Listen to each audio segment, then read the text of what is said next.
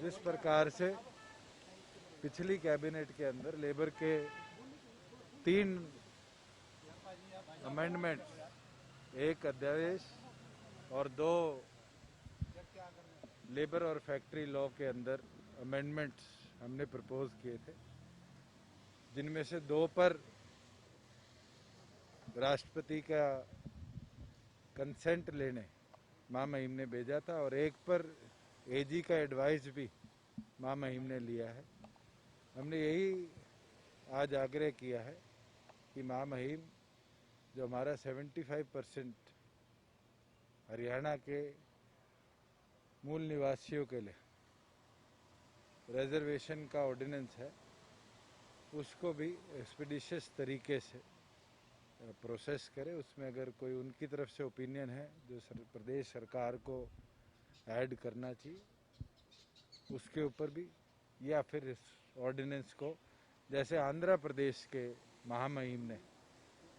प्रदेश के अंदर ही अपना कंसेंट देकर इसको लागू किया था, हरियाणा प्रदेश में भी लागू करने का काम कर। एक रजिस्ट्रियों के लिए जो अपडेट होने की बात थी, उसके लिए आज बैठक हुई है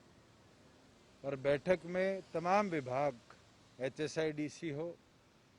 HSVP हो, फॉरेस्ट डिपार्टमेंट हो, पंचायती राज हो, अर्बन लोकल बॉडीज हो, हरियाणा पुलिस हो, तमाम विभागों के अधिकारियों के साथ एक एक विषय पर चर्चा हुई। कल से हरियाणा प्रदेश के अंदर ग्रामीण अंचल में कोई भी प्रॉपर्टी खरीद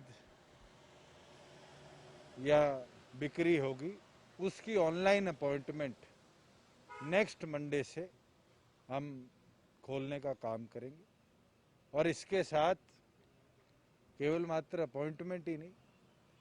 अगले मंडे से फिर जो हमारी 18 कमेटीज, काउंसिल्स और कॉरपोरेशंस हैं, उसकी भी NOC की ऑनलाइन व्यवस्था बनाकर अपॉइंटमेंट नेक्स्ट मंडे से हम खोलेंगे।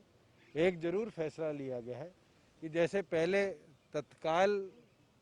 के अंदर अगर आपको बुकिंग करानी है तो तहसील में जाना पड़ता था, अब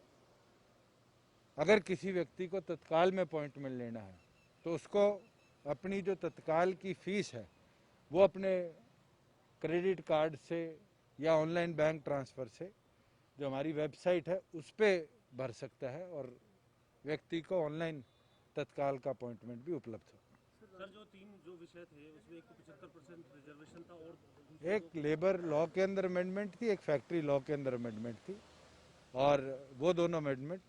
राष्ट्रपति ने अपने कंसेंट के साथ अप्रूव किया। रोजगार के लिए भी अब युवाओं को कॉल जा रहे हैं, इस तरीके की जानकारी मिली है, वो किस तरीके का वो उसके साथ हमने एक नया कदम और उठाया है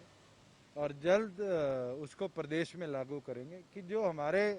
90th परसेंटाइल से ऊपर के बच्चे हैं, सिविल सर्विसेज या पब्लिक सर्विसेज या स्टाफ सिलेक्शन के पेपर देते हैं या अलग अलग कॉम्पिटिटिव पेपर देते हैं, उनको भी हम एम्प्लॉयमेंट डिपार्टमेंट के साथ एडिशनल ट्रेनिंग दिलवाने का काम करेंगे। हमारा ये प्रयास है कि जो 13 लाख कैंडिडेट्स प्रदेश भर के अंदर रजिस्टर्ड हैं अलग अलग हमारी बॉडीज़ के अंदर, चाहे वो रोज़गार विभाग के एम्प्लॉयमेंट एक्सचेंज में हो, सक्षम में हो, public service commission, staff selection commission में हो, उन तमाम लोगों को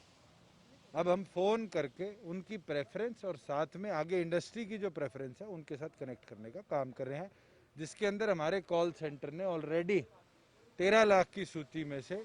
3 लाख कैंडिडेट्स को कॉल कर उनकी प्रेफरेंस लेने का काम किया। सर, सिर्फ 3 लाख को ही कॉल जाएगा, सब 13 के 13 लाख को? सब 13 के 13 को जाएगा, मगर रोजगार भवन जिसके अंदर कॉल सेंटर बना है, 1 महीने पहले उसका शुभारंभ हुआ था, उससे लेकर आज तक 3 लाख कैंडिडेट्स को हमने कॉल कर उनसे कनेक्ट करने का काम किया। अब सर, एक मुख्यमंत्री ने फरीदाबाद में ये कहा कि ACT की रिपोर्ट से कोई सहमत है या असहमत है, लेकिन जो रिपोर्ट में सिफारिश की गई है गृह विभाग की तरफ से, उसके मुताबिक देखिए, मैंने यही बात उस दिन प्रेस कॉन्फ्रेंस में कही थी कि rules and procedure of the government है, सिफारिश एक बॉडी करती है, उसको फाइनल अप्रूवल सरकार देती है। सरकार के कानून अनुसार जो भी कदम होगा, हमने तो